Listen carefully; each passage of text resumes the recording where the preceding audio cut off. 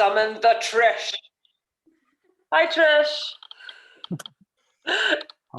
How about you, Bracken? What have you been up to? Hey, Other than I catch harvesting up beans. through.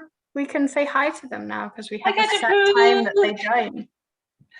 Okay, Oh. continue. Bracken, how's your weekend been? And week, it's been a while since I've seen you. I've been working, and I've been working. I smell like popcorn all the time. Oh no. Yeah, we had Rizzo to stay for about 4 or 5 days, which was actually lovely. And like, he's so low maintenance as a dog, Oh, and really really fun. And this afternoon, evening, I've mostly been freaking out about reading this. Yeah. Oh, You'd be fabulous. Also, how photogenic was Carmen when she just froze there? I'm sorry. I feel every time I freeze, it's just like, and that was just beautiful. And same again, it's happened again. We don't talk enough about how photogenic Carmen is in general, like every time. I mean, I'd say photogenic, but Carmen looks that good in real life too. So that's true. It's just one of those things where it doesn't always translate for people, but Carmen gets it in both ways. What the fuck, Carmen? Yeah. Damn it, Carmen. How are you, Carmen? What have you been up to? Haven't seen you for a while either. I feel really good right now because I've been told I'm beautiful. So that's nice. There's 3 Frankies. Three pretend. I think most people here know why, but you haven't heard. I quit my job. Oh, okay. Oh, that's cool. What?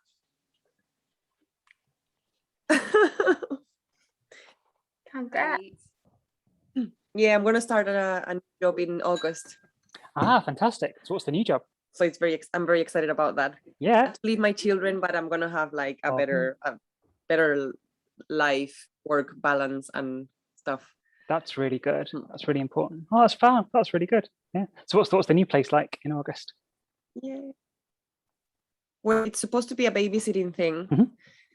So it means that I'm still going to be working with children and influencing other people's lives, but in a more relaxed way. It's just 2 babies. I don't have to do any paperwork. I can go freely wherever I want, more or less. Yeah. That sounds They're good. adorable, and I get to practice my Spanish because their mom wants me to speak in Spanish to them. Ah, that's cool. That's really good. Yeah, yeah.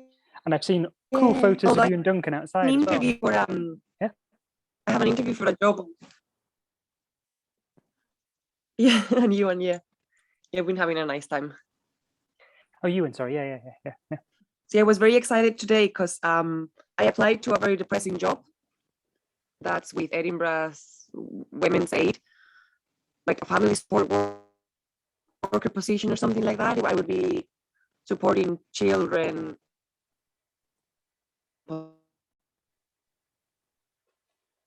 Women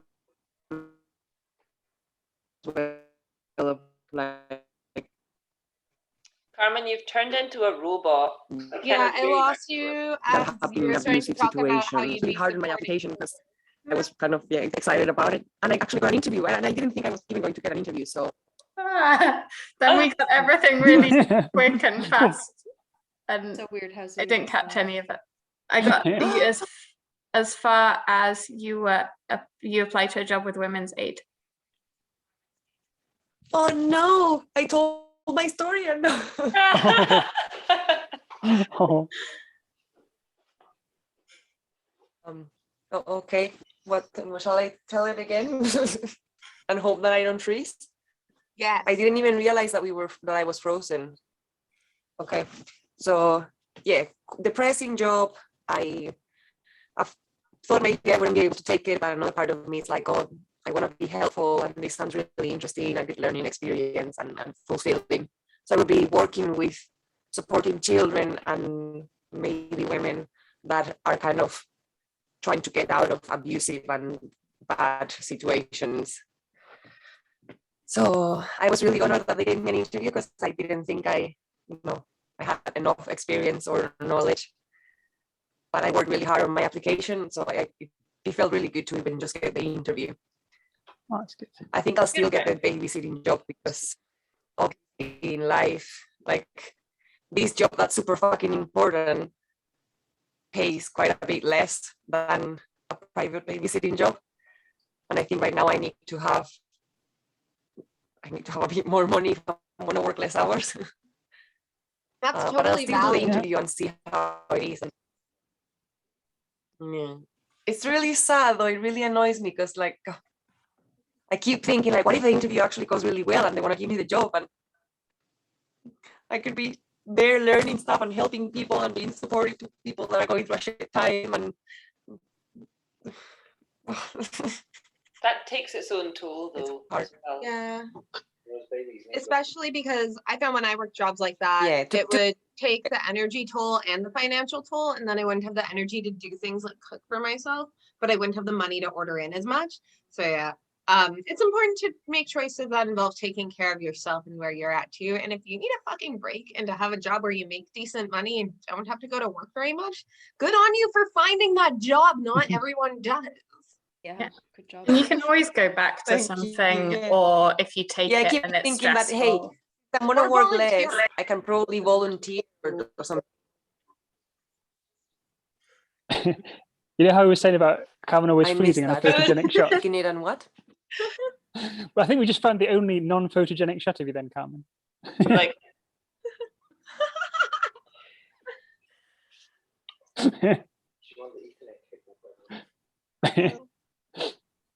No, but I keep thinking that, if I get to a better economic situation in the future, then maybe I will be able to do cool, kind stuff just for the love of it. And we have to having to worry about how much they're paying me for it.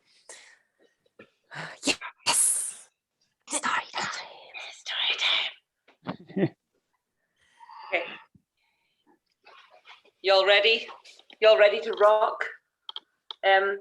Do I need to pin myself or do anything else? No, it's okay because I'm recording because I'm recording locally, I record what I see, so it's fine. Cool. I am muting everyone, so you are good. Oh, Team awesome. Frankies. Thank you, the Frankies.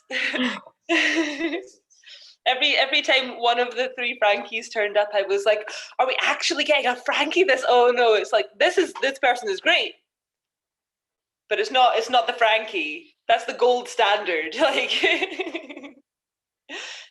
yeah, okay. So, the Lady's Guide to Petticoats and Piracy by Mackenzie Lee.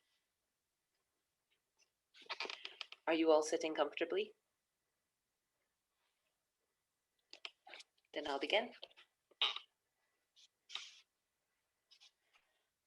Edinburgh, 17. Chapter 1. I have just taken an overly large bite of iced bun when Callum slices his finger off. We are in the middle of our usual nightly routine, after the bakery is shut and the lamps along the cowgate are lit, their syrupy glow creating halos along the twilight. I wash the day's dishes and Callum dries. Since I am always finished first, I get to dip into whatever baked goods are left over from the day, while I wait for him to count the till. Still on the counter are 3 iced buns I have been eyeing all day, the sort Callum piles with sticky, translucent frosting to make up for all the years his father, who had the shop before him, skimped on it. Their domes are beginning to collapse from a long day unpurchased, the cherries that top them slipping down the sides. Fortunately, I have never been a girl overbothered with aesthetics. I would have happily tucked into buns far uglier than these.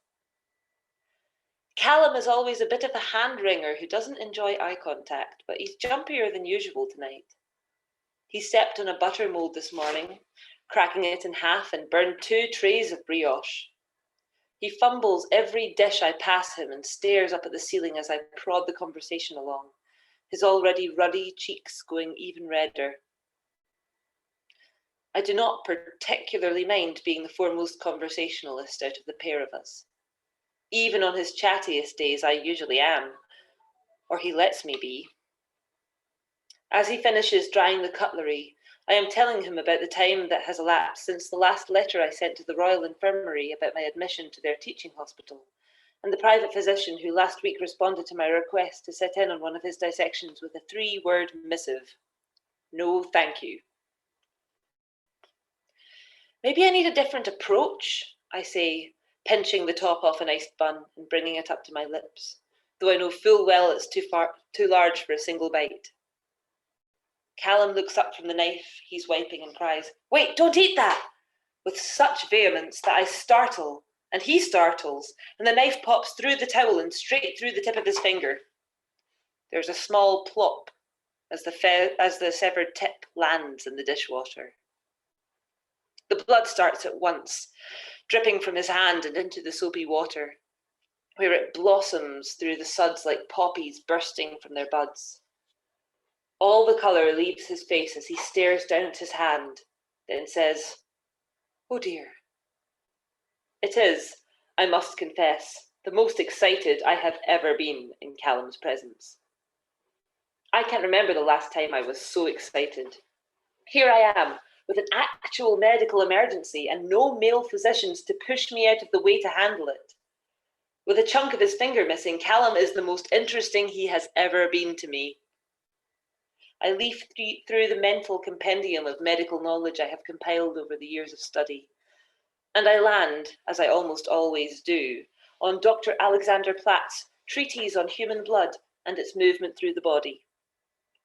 In it, he writes that hands are complex instruments. Each contains 27 bones, 4 tendons, 3 main nerves, 2 arteries, 2 major muscle groups, and a complex network of veins that I am still trying to memorize, all wrapped up in tissue and skin and capped with fingernails. There are sensory components and motor functions affecting everything from the ability to take a pinch of salt to bending at the elbow, that begin in the hand and run all the way into the arm, any of which can be mucked up by a misplaced knife. Callum is staring, wide-eyed at his finger, still as a rabbit, dazed by the snap of a snare and making no attempt to staunch the blood.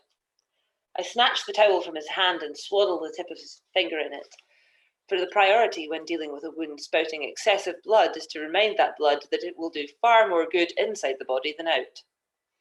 It soaks through the cloth almost immediately, leaving my palms red and sticky. My hands are steady, I notice, with a blush of pride, even after the good jolt my heart was given during the actual severing occurred. I have read the books. I have studied anatomical drawings. I once cut open my own foot in a horribly misguided attempt to understand what the blue veins I can see through my skin look like up close. And though comparing books about medicine to the actual practice is like comparing a garden puddle to the ocean, I am as prepared for this as I could possibly be. This is not how I envisioned attending to my first true medical patient in Edinburgh. In the back room of a tiny bake shop, I've been toiling to keep myself afloat between failed petition after failed petition to the university and a whole slew of private surgeons begging for permission to study. But after the year I've had, I'll take whatever opportunity to put my knowledge into practice that are presented. Gift horses and mouths and all that. Here, sit down. I guide Callum to the stool behind the counter, where I take coins from his customers, for I can make change faster than Mr. Brown, the second clerk. Hand over your head, I say, for if nothing else, gravity will work in favour of keeping his blood inside his body. He obeys. I then fish the wayward fingertip from the wash basin, coming up with several chunks of slimy dough before I finally find it. I return to Callum, who still has both hands over his head so that it looks as though he's surrendering. He's pale as flour, or perhaps that actually is flour dusting his cheeks. He's not a clean sort. Is it bad? He croaks. Well, it's not good, but it certainly could have been worse. Here, let me have a look. He starts to unwrap the towel and I qualify. No, lower your arms. I can't look at it all the way up there. The bleeding has not stopped, but it has slowed, enough that I can remove the towel long enough for a look. The finger is less severe than I expected. While he sliced off a good piece of his fingerprint in a wicked crescent of the nail, the bone is untouched. If one must lose a part of one's finger, this is the best that can be hoped for. I pull the skin on either side of the wound up over it. I have a sewing kit in my bag, and I have 3 times lost the buttons from my cloak this winter, and grew tired of walking around with the ghastly wind of the Norloch flapping its tails. All it takes is 3 stitches, in a style I learned not from a general system of surgery, but rather from a hideous pillow cover my mother pestered me into embroidering a daft-looking dog upon, to hold the flap in place. A few drops of blood still ooze up between the stitches, and I frown down at them. Had they truly been upon a pillowcase, I would have ripped them out and tried again. But considering how little practice I've had with sealing an amputation, particularly one so small and delicate, and how much it slowed the bleeding, I'll allow myself a moment of pride before I move on to the second priority of Dr. Platt's treatise on wounds of the flesh, holding infection at bay. Stay here, I say, as though he has any inclination to move. I'll be right back. In the kitchen, I bring water to a boil over the stove, still warm and easily stoked, then add wine and vinegar before soaking a towel in the mixture and returning to where Callum is still sitting wide-eyed behind the counter. You're not going to... Do you have to cut it off? He asks. No, you already did that, I reply. We're not amputating anything, just clearing it up. Oh. He looks at the wine bottle in my fist and swallows hard. I thought you were trying to douse me. I thought you might want it. I offer him the bottle, but he doesn't take it. I was saving that. What for? Here, give me your hand. I blot the stitching, which is much cleaner than I had previously thought. I am far too hard on myself. With a soaked towel. Callum coughs with his cheeks puffed out when the vinegar tang strikes the air. Then it's a strip of cheesecloth around the finger, bound and tucked. Stitched, bandaged, and sorted. I haven't even broken a sweat. A year of men telling me I am incapable of this work only gives my pride a more savage edge, and I feel for the first time in so many long, cold, discouraging months that I am as clever and capable and fit for the medical profession as any of the men who have denied me a place in it.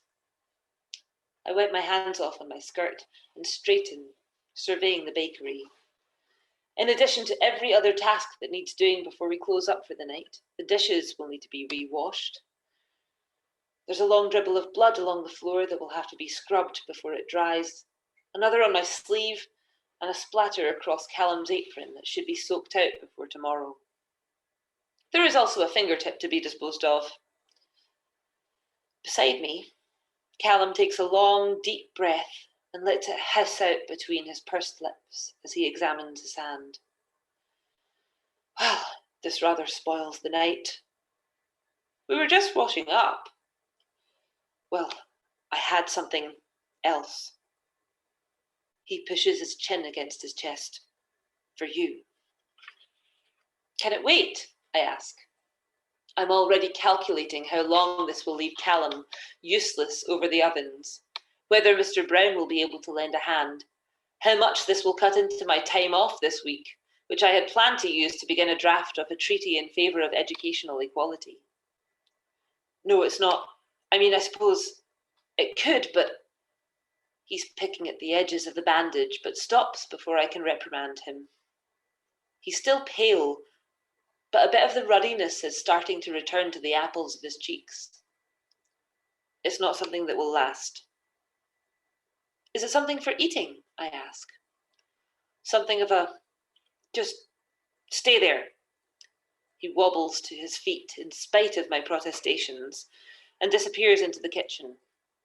I hadn't noticed anything special when I was mixing the wine and vinegar, but I also hadn't been particularly looking for it.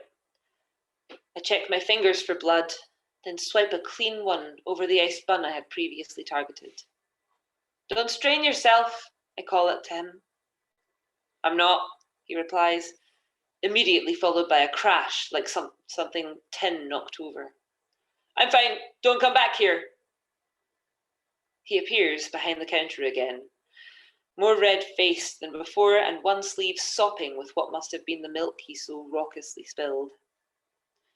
He's also clutching a fine china plate before him in presentation, and upon it sits a single, perfect cream puff. My stomach drops. The sight of that pastry sending a tremble through me like a waterfall of blood had not. What are you eating? He asks at the same moment I say, What is that? He sets the plate on the counter, then holds out his uninjured hand in presentation. It's a cream puff. I can see that. It is, more specifically, because I know you love specificity. I do, yes? Exactly the cream puff I gave you the day we met. His smile falters and he qualifies, Well, not exactly that one, as that was months ago. And since you ate that one and several more, why did you make me this? I look down at the two shoe halves with whorls of thick cream sculpted between them. He's never this careful with his craftsmanship. His loaves and cakes the kind of rustic you'd expect to be made by a big-handed baker of good Scotch stock. But this is so deliberate and decorative, and zoons, I can't believe I know exactly what type of pastry this is and how important it is to let the flour mixture cool before whisking in the egg. All this baking nonsense is taking up important space in my head that should be filled with notations on treating popliteal aneurysms and the different types of hernias outlined in treaties on ruptures, which I took great pains to memorize. Maybe we should sit down, he says. I'm a little faint. Likely because you lost blood. Or, yes, that must be it. This really can't wait, I ask, as I lean over to one of the tables crowded in the front of the shop. He carries the cream puff, and it wobbles on the plate as his hand shakes. You should go home and rest, at least close the shop tomorrow. Or Mr. Brown can supervise the apprentices and we can keep everything simple. They can't muck up a bread roll too badly. He makes to pull the chair out for me, but I wave him away. If you are insistent upon moving forward with whatever this is, at least sit down before you fall over. We take opposite sides, pressed up against the cold, damp window. Down the road, the clock from St. Giles is striking the hour. The buildings along the Cowgate are grey with the twilight, and the sky is grey, and everyone passing the bakery is wrapped in grey wool, and I swear I haven't seen colour since I came to this godforsaken place. Callum sets the cream puff on the table between us, then stares at me, fiddling with his sleeve. Oh, the wine. He casts a glance over at the counter, seems to decide it's not worth going back for, then looks again to me, his hands resting on the tabletop. His knuckles are cracked from the dry winter air, fingernails short and chewed raw around the edges. Do you remember the first day we met? He blurts. I look down at the cream puff, dread beginning to spread in my stomach, like a drop of ink in water. I remember quite a lot of days. But that one in particular, yes, of course. It was a humiliating day. It still stings to think of it. Having written 3 letters to the university on the subject of my admission and received not a word in reply for over 2 months, I went to the office myself to investigate whether they had arrived. As soon as I gave my name to the secretary, he informed me that my correspondence had indeed been received, but no, it had not been passed on to the Board of Governors. My petition had been denied without ever being heard, because I was a woman, and women were not permitted to enroll in the hospital teaching course. I was then escorted from the building by a soldier on patrol, which just seemed excessive, though it would be a lie to say I did not consider sprinting past the secretary and bursting in through the door into the governor's hall without permission. I wear practical shoes and can run very fast. But having been unceremoniously deposited on the street, I had consoled myself at the bake shop across the road, drowning my sorrows in a cream puff made for me by a round-faced baker with the figure of a man to whom cakes are too available. When I had tried to pay him for it, he'd given me my coins back. And as I was finishing it, at this very table beside this very window, oh, Callum was truly digging in the talons of sentimentality by sitting us here. He made a tentative approach with a mug of warm cider, and after a good chat, an offer of employment. He had looked then like he was trying to lure a snappish dog in from the cold to lie beside his fire. Like he knew what was best for me, if only my stubborn heart could be enticed there. He looks the same way now, earnestly presenting me the same sort of cream puff, his chin tipped down so that he's looking up at me through the hedgerow of his eyebrows. Felicity, he says, my name wobbling in his throat. We've known each other for a while now. We have, I say, and the dread thickens. And I've become quite fond of you, as you know. I do, and I did, after months of counting coins with my side pressed against his in the cramped space behind the counter, and our hands overlapping when he passed me trays of warm rolls. It had become apparent that Callum was fond of me in a way I couldn't make myself be fond of him. And though I had known of the existence of this fondness for a time, it had not been a matter of any urgency that required addressing. But now, he's giving me a cream puff and recollecting, telling me how fond he is of me. I jump when he takes my hand across the table, an impulsive, lunging gesture. He pulls away just as fast, and I feel terrible for startling, so I hold my hand out in invitation and let him try again. His palms are sweating and my grip so unenthusiastic I imagine it must be akin to cuddling a filleted fish. Felicity, he says again, and then, I am very fond of you. Yes, I say. Very fond. Yes. I try to focus on what he's saying and not on how to get my hand out of his without hurting his feelings. And also if there's any possible scenario in which I can walk away from this with that cream puff, but without having to do any more than hold his hand. Felicity, he says again. And when I look up, he's leaning across the table towards me, with his eyes closed and his lips jutting out. And here it is, the inevitable kiss. When Callum and I first met, I had been lonely enough to not only accept his employment, but also the companionship that came with it, which gave him the idea that men often get in their heads when a woman pays some kind of attention to them, that it was a sign that I wanted him to smash his mouth and possibly other body parts against mine, which I do not. But I close my eyes and let him kiss me.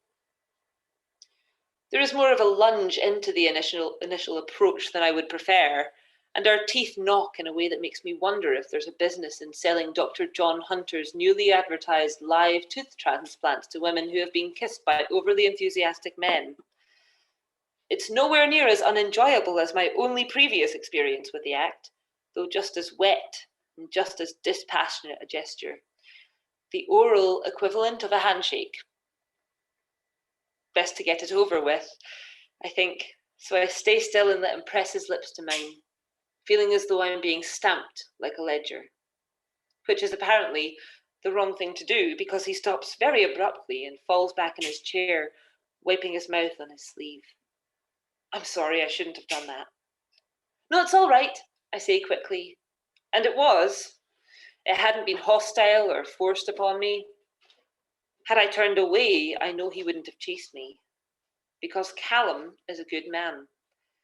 He walks on the outside of the pavement, so he takes the splash of the carriage wheels through the snow instead of me.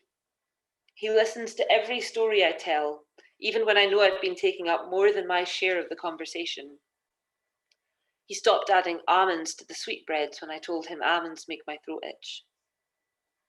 Felicity, Callum says, I'd like to marry you. Then he drops off his chair and lands with a hard thunk against the floor that makes me concerned for his kneecaps. Sorry, I got the order wrong. I almost dropped too, though not in chivalry.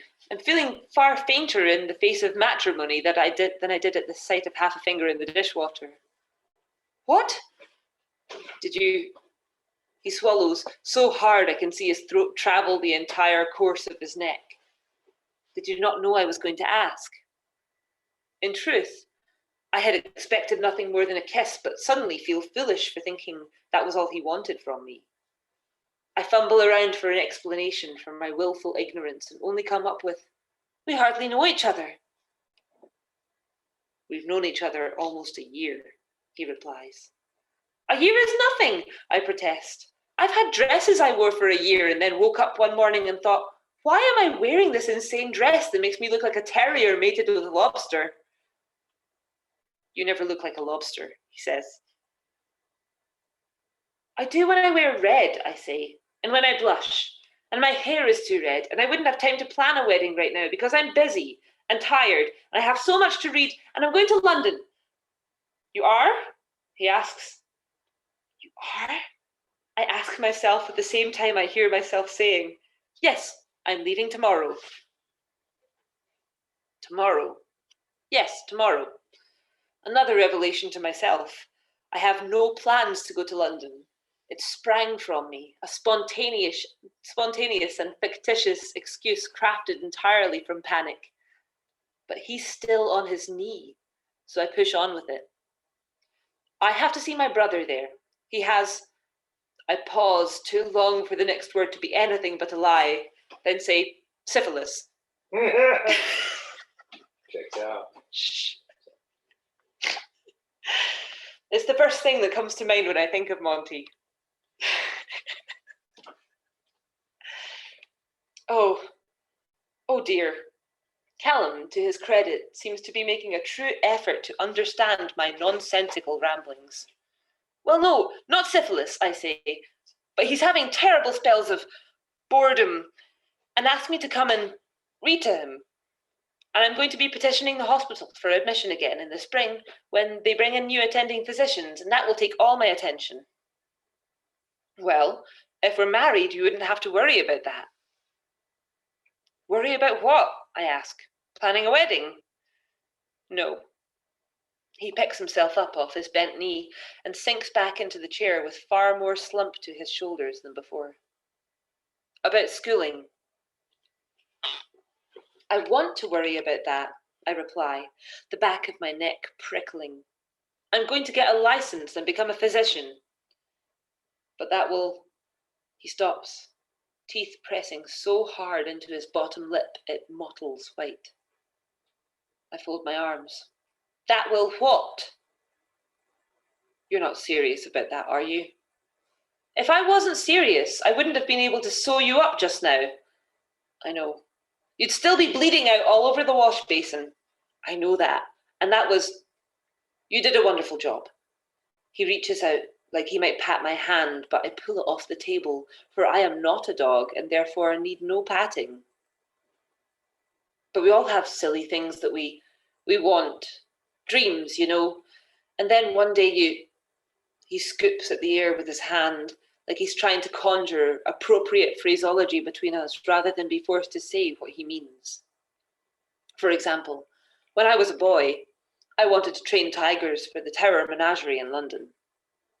So train tigers, I reply flatly. He laughs, a small nervous trill. Well, I don't want to anymore because I have the shop and I have a house here. What I meant is, we all have silly things we lose interest in because we want something real, like a house and a shop and a spouse and children. Not today, he stammers, for I look petrified.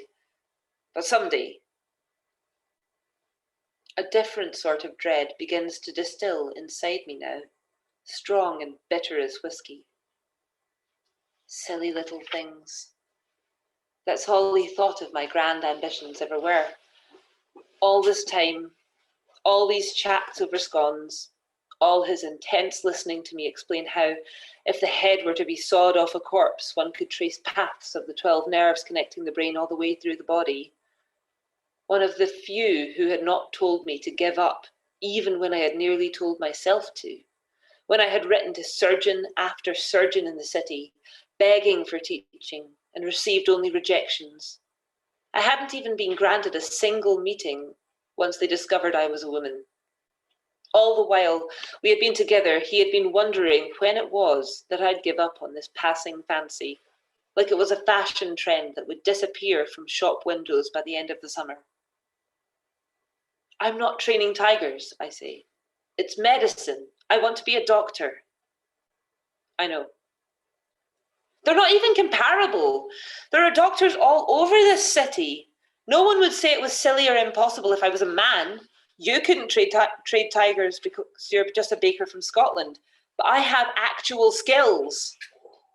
His face falls before I register what I've said. And I try to backstep. Not that you... Sorry, I didn't mean that. I know, he says. But someday you'll want something real. And I'd like to be that something for you. He looks very intently at me. And I think he wants me to say something to assure him I take his meaning. And yes, he's right. I'm just a flighty thing with passing interest in medicine that can be siphoned off once a ring is placed upon my finger. But all I can think to say is a snappish, and maybe someday the stars will fall from the sky. So I offer nothing in return, but a frosty stare, and the sort of look my brother once told me could put out a cigar.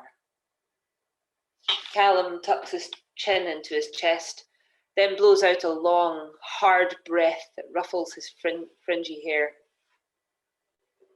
And if you don't want that too, then I don't want to do this anymore. Do what? I don't want you working here whenever you need money and showing up at any hour you please and eating all the buns and taking advantage of me because you know I have affection for you. I either want to marry you or I don't want to see you anymore. I can't argue with any of that, though the fact that my heart sinks far further at the thought of losing this job than of losing Callum speaks volumes about the ill-advised nature of the union between us. I'm sure I could find something else to sustain me in this bleak, punishing city, but it would likely be even more menial and tedious than counting coins in a bakery, and would most certainly not include free desserts. I'd ruin my eyes making buttons in a smoggy factory, or wear myself ragged as a domestic, be blind and bent and consumptive by 25, and medical school would be soundly put to bed before I've had a proper shot. We stare at each other. I'm not sure if he wants me to apologize or agree or admit that yes, that's what I've been doing, and yes, I've known I've been using him badly, and yes, I will agree to his proposal in penance, and it will all have been worth it. But I stay quiet.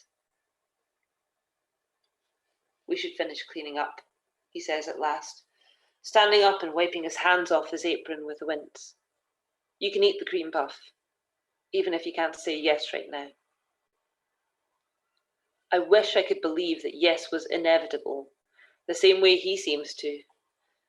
It would be so much easier to want to say yes, to want a house on the Cowgate and a whole brood of round Doyle children with stubby Montague legs and a solid life with this kind, solid man. A small part of me, the part that traces my finger in the sifted sugar dusted around the edges of the shoe and almost calls him back, knows that there are far worse things for a woman to be than a kind man's wife. It would be so much easier than being a single-minded woman with a chalk drawing on the floor of her boarding house bedroom, mapping out every vein and nerve and artery and organ she reads about, adding notations about the size and properties of each. It would be so much easier if I did not want to know everything so badly, if I did not want so badly to be reliant upon no soul but myself. When Monty, Percy and I returned to England after what can be generously called a tour, the idea of a life in Edinburgh as an independent woman was thrilling. The university had a newly minted medical school. The Royal Infirmary allowed student observation. An anatomy theatre was being built in College Garden.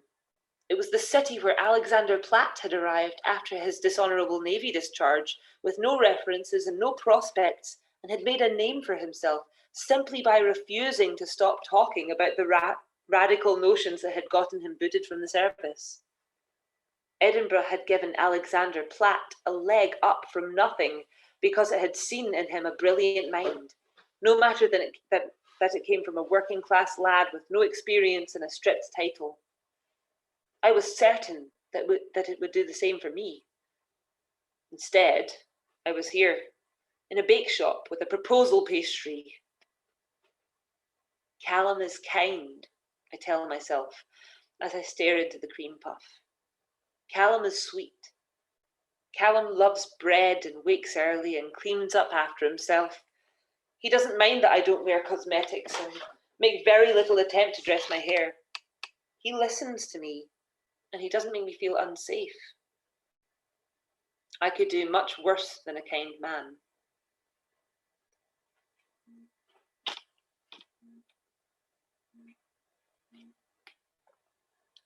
The scent of sugar and wood smoke starts to return to the room as Callum smothers the ovens, drowning out the faint hint of blood that still lingers, sharp and metallic as a new sewing needle.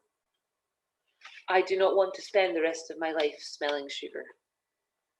I don't want pastry beneath my fingernails, and a man content with the hand life has dealt him, and my heart a hungry, wild creature savaging me from the inside out. Fleeing to London had truly been a fiction, but suddenly it begins to unspool in my head. London isn't a medical hub like Edinburgh, but there are hospitals and plenty of physicians who offer private classes. There's a guild. None of the hospitals or private offices or even barbaric barber surgeons on the grass market have allowed me to get a toe in their door. But the hospitals in London don't know my name. I'm smarter now, after a year of rejection. I've learned not to walk in with the pistols drawn, but rather to keep them hidden in my petticoats with a hand surreptitiously upon the heel. This time, I will approach stealthily, find a way to make them let me in before I even have to show a hand. And what is the point of having a fallen gentleman in the city for a brother if I don't take advantage of his gentlemanly hospitality? London.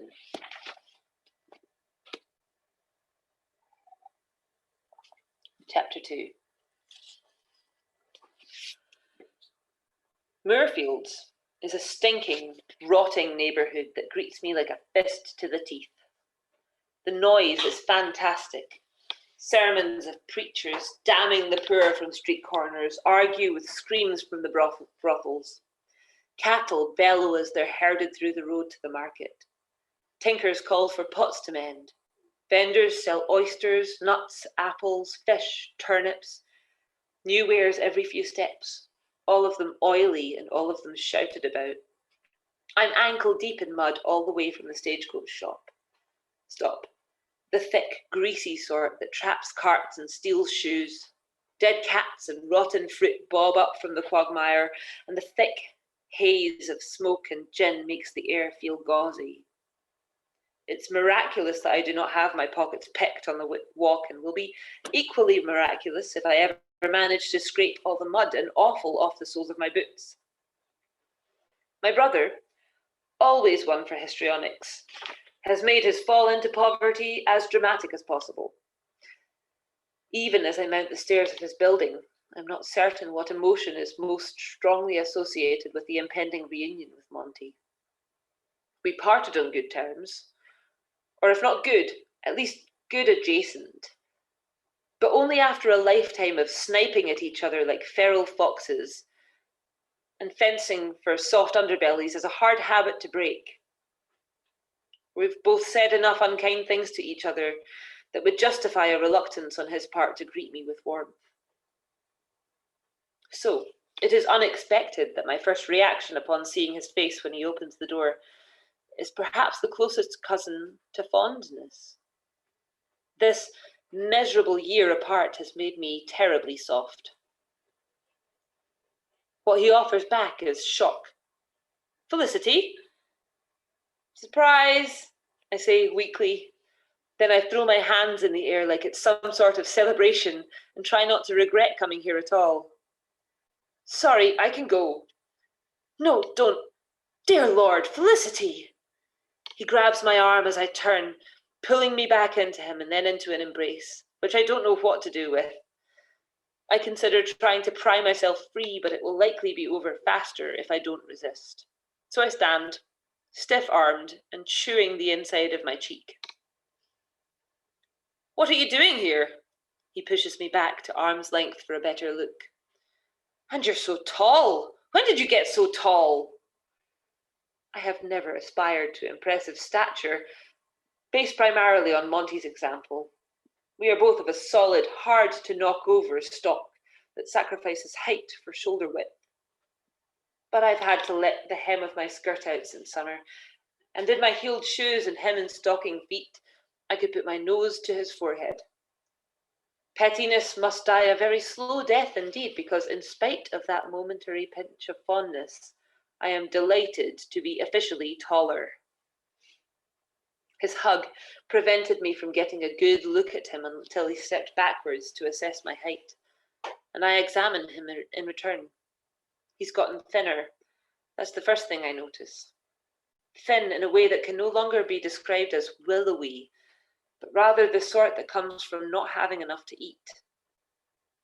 He's paler as well, though that's less alarming. The last time we saw each other, we just finished a stretch in the Cyclades Islands, so we were both of us brown as nuts.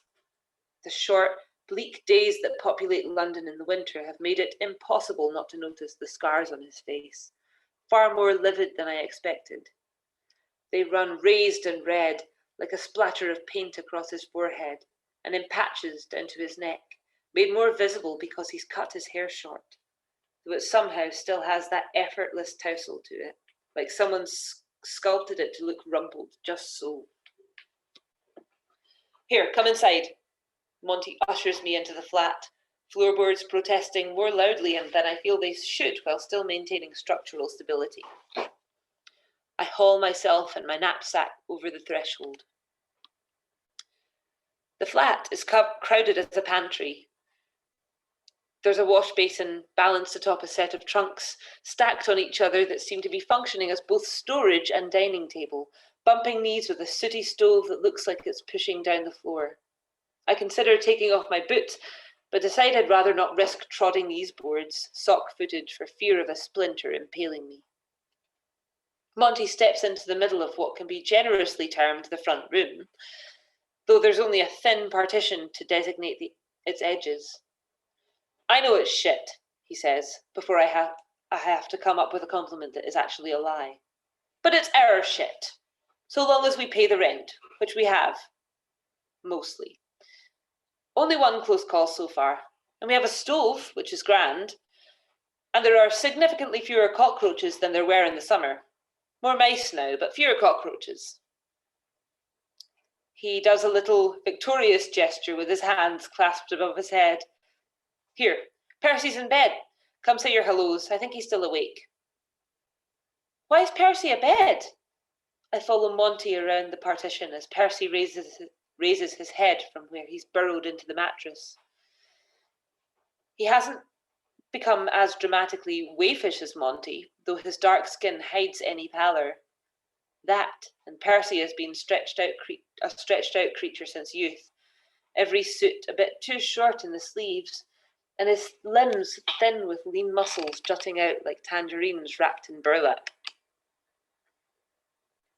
It occurs to me suddenly why the pair of them may be lounging in the middle of the day, and I freeze, blushing before I have confirmation of my suspicions. Oh no, am I interrupting something marital and romantic? Felicity, please, it's 6 p.m, Monty says with great indignance, then adds, we've been fornicating all day. I resist, using up my first eye roll of the first visit early. Really, Percy, why are you abed? Because it has not been a very good week, Monty sinks down at Percy's side and nestles into his shoulder, his deaf side away from me. Percy gives me a weak smile, his head listing against Monty's. Just a fit yesterday, he says, and Monty wrinkles his nose at the word. Oh, it comes out more relieved than I meant it to. I'm far more comfortable discussing epilepsy than fornication. Percy is an epileptic, temporarily incapacitated at periodical intervals by convulsions that physicians say physicians since Hippocrates have been attempting and largely failing to both understand and treat. After several years of his guardian aunt and uncle bringing a parade of so-called experts in to cup and bleed and dose him in an attempt to lessen the severity, they finally decided upon permanent imprisonment in the sort of barbaric asylum that people with untreatable ills are confined to. It would have happened, too, had he not absconded with my brother. So dedicated were they to keeping his illness a secret for fear of the social embarrassment that neither Monty nor I knew of until we were abroad. I am tempted to ask after the paper I sent the previous month on homeopathy and the treatment of convulsive fits through quinine. Quinine? But Percy looks drowsy and ill, and Monty will stop listening once I begin to talk of anything medical. So all I say instead is, epilepsy is a son of a bitch. Oh my, but Scotland has made you vulgar, Monty says with delight. What brings you down from those highlands to us? Not that this isn't a delightful surprise, but it is a surprise. Did you write? Because you reached us before the letter. No, this was unplanned. I look down at my shoes as a chunk of some unknown substance crumbles from the sole.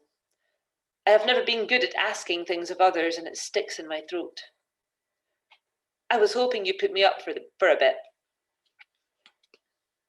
Are you all right? Percy asks, which should have been my brother's first question, though I'm not shocked it wasn't. Oh, I'm fine. I try to make it sound sincere, for I am well in all of the ways that he's concerned for. I'm feeling rather trapped between the foot of the bed and the partition. When I try to scoot back, I nearly knock the screen over entirely. I can find somewhere else to stay, a boarding house or something. But Monty waves that away. Don't be absurd. We can make room. Where? I almost say. But they're both watching me with such thick undercoat of concern it makes me look down again at my shoes. Eye contact in return somehow feels both too vulnerable and too invasive, so I mumble, sorry. What are you sorry for? Monty asks. I was sorry that my great plan hadn't worked out. Sorry I was here relying on my brother's Christian charity, what little he had to spare, because my plan for the future had lost its footing at every mile marker. Because I was born a girl, but too stubborn to accept the lot that came with my sex. Felicity. Monty sits up and leans forward with his arms around his knees, looking very intently at me. Apologize for nothing. It's been made clear in many a letter you are always welcome with us. I was anticipating if you ever took up on that offer, there would be some notice, so you'll have to put up with our current state of invalidity and concern for said invalidity. But had you written, I swear to God, our answer would have been board the first coach south. Thank God, something I can be indignant about. It's far more comfortable than sentimentality. Many a letter, really. When Monty gives me a quizzical look, I fill in. You have not once written to me. I write. No, Percy writes me long, lovely letters in his very legible penmanship, and then you scrawl something offensive at the bottom about Scottish men and their kilts. Monty grins, unsurprisingly, but Percy snorts as well. When I glare at him, he pulls the quilt up over his nose. Don't encourage him.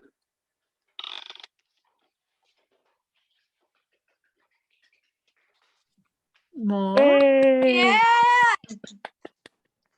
They're back! good. Yay. So fun. start. It is a long time to be talking.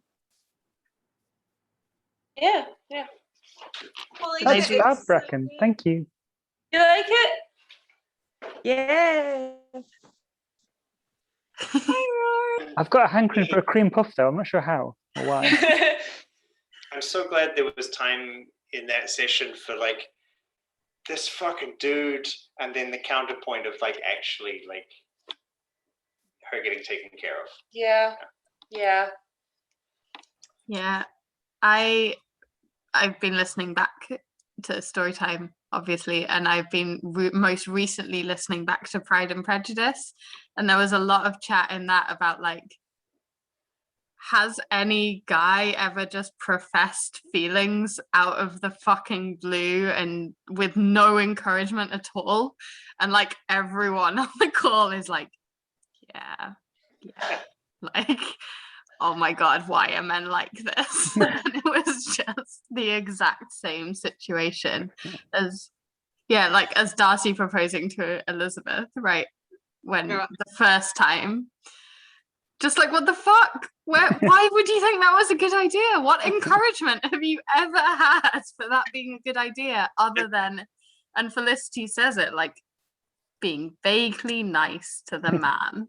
And then the inevitable shitty heel turn of, oh, you don't want to marry me? Well, you're fired then. I don't ever want to see you again unless you want to get married. Like, Well, you're ugly anyway. And Like- the bar is so low that she still thinks of him as a kind man. right.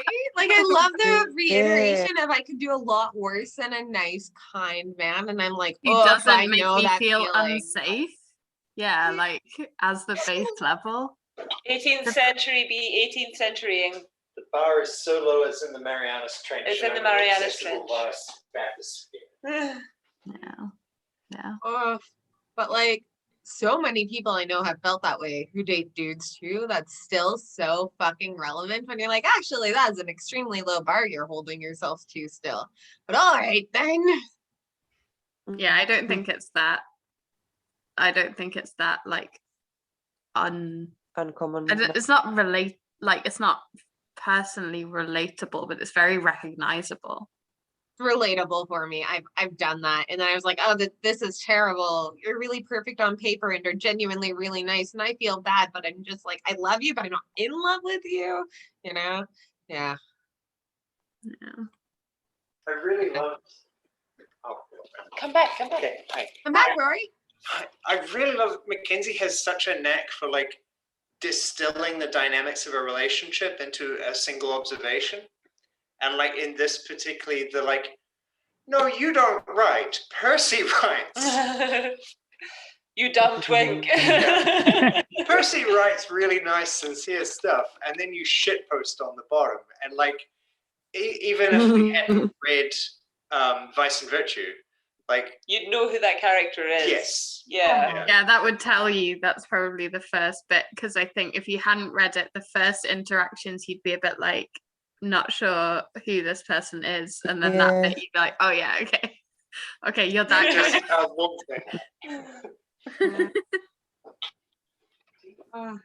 Also, I just say how fucking cool it is to have a main character who's so clearly autistic without actually saying that she's autistic? You got it. Oh, right a fucking way. Are you kidding me? The eye contact, the not liking being hugged, the constantly taking in every single detail, the clear direct analyzation and communication styles. Specialist interests. Yep. Obsession with that interest, not wanting to like, deal with people who get in the way of those interests.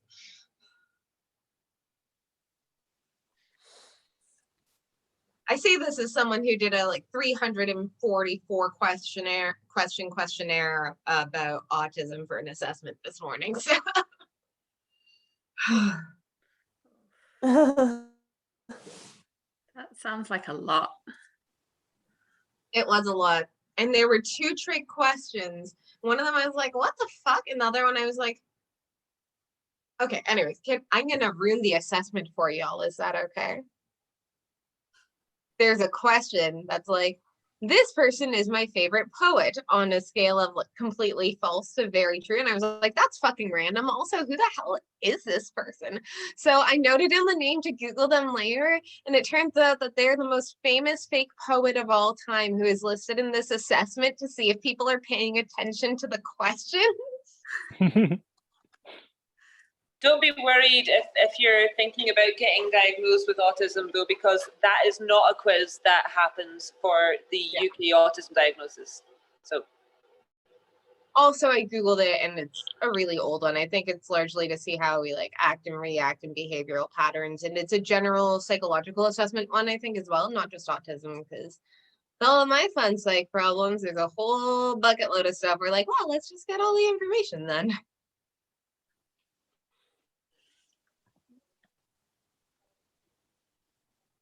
You Yeah. think you're okay though, right? You're not like, I feel like if I'd answered that many questions in one day, I'd be totally wiped out. I am and I'm not. I did that this morning and it took a long time. And then I felt really hungry and really just blah. So I came home and I watched some trashy TV and ate a bunch of food and smoked some weed, and messaged a couple of friends, and did very little, read some poetry for a bit, and now I'm here. So yeah, I'm just like having the chillest rest of my day. Okay. Glad there are. Thanks. Yeah.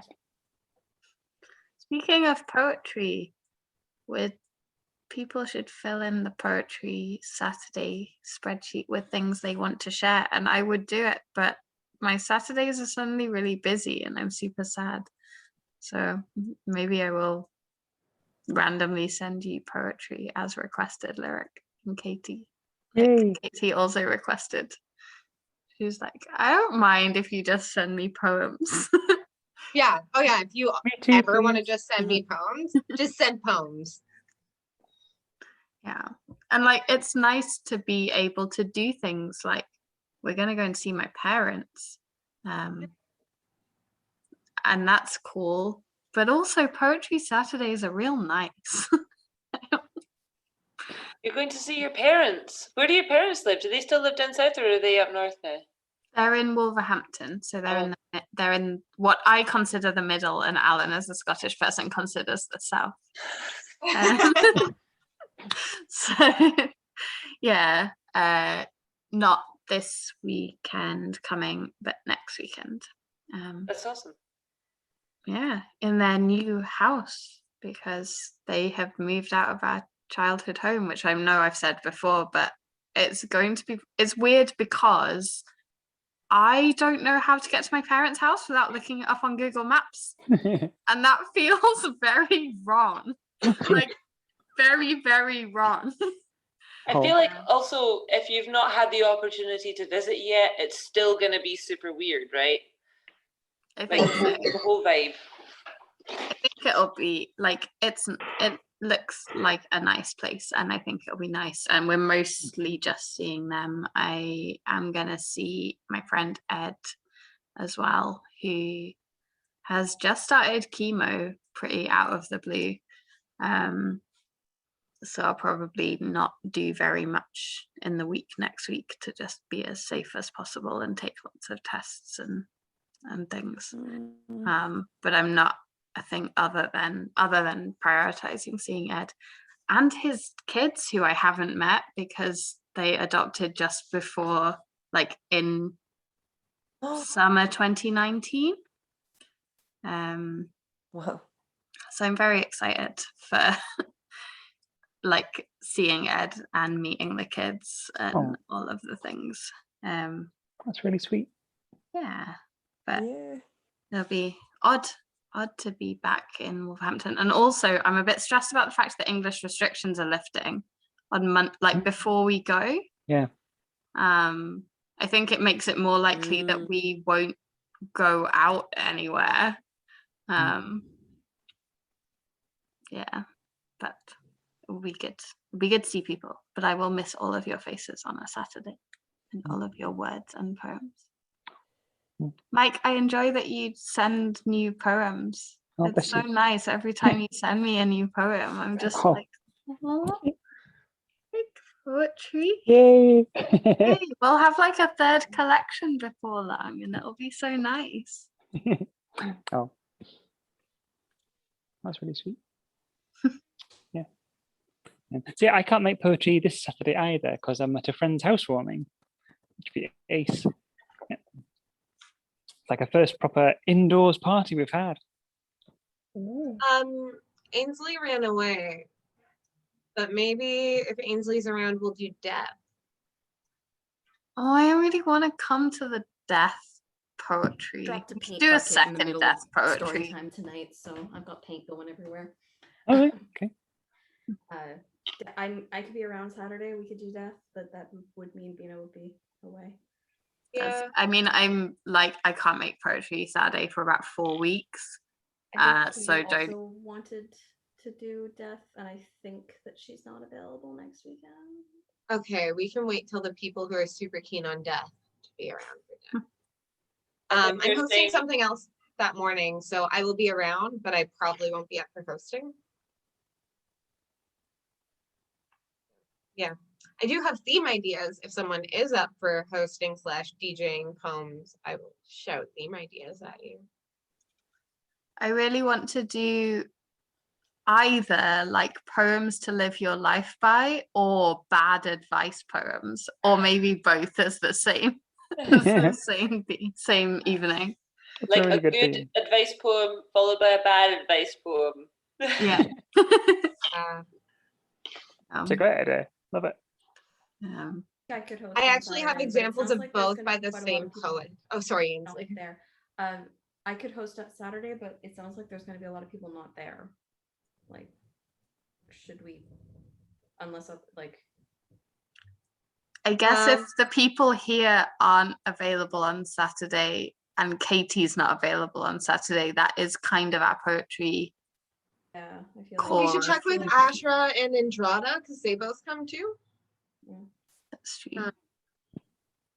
I will Yeah. not be able to be there. I've been really bummed that I've had to miss so many poetry times because of work. Having to work for a living is the worst. Having to work for a living is the fucking worst, man. Hey, do we want to shift Poetry Saturday to be Poetry Monday and just do it on Monday at Storytime time if people are free Yeah. just for 1 week while people aren't able to make it? If people are keen on doing one this week, or do we want to just potentially keep it up? Mondays in general at the moment are much better for Yeah. me. I was thinking that the other day, actually. And maybe it is with things as opened up as they are. Weekends are more, certainly my weekends are filling up, but my weeks aren't filling up because the like regular weekly stuff is not happening. But I don't want to be, I don't know. Yeah, it needs to kind of be what's kind of working for people. I don't want to lose I think anyone there's regular or anything Good like that. Yeah, I know Saturday, Ashra so, typically can't do weekdays. Ainsley, there's- sorry, your don't mic think is super anybody can quiet. hear me It's when I not, can I speak. feel like we're talking over you and it's definitely not on purpose. Yeah, no one can hear me, and I don't know why. Oh, that's better. You've got a yellow box around you now. Yeah, but it's not. It's rare. I haven't changed anything. Yeah, I think there's going to come a point when Saturdays are going to be more difficult for people to make. I think, and maybe moving to a weekday would make more sense. I'm available on Monday. Mhm. Okay, I'm gonna post in the group that 5 of us have come to the consensus that for this week, Poetry Time will be on Monday, and that we need a theme. Death! Oh no. Are you available for death, Bina? On Monday, yeah. Death! Day death. Happy Monday.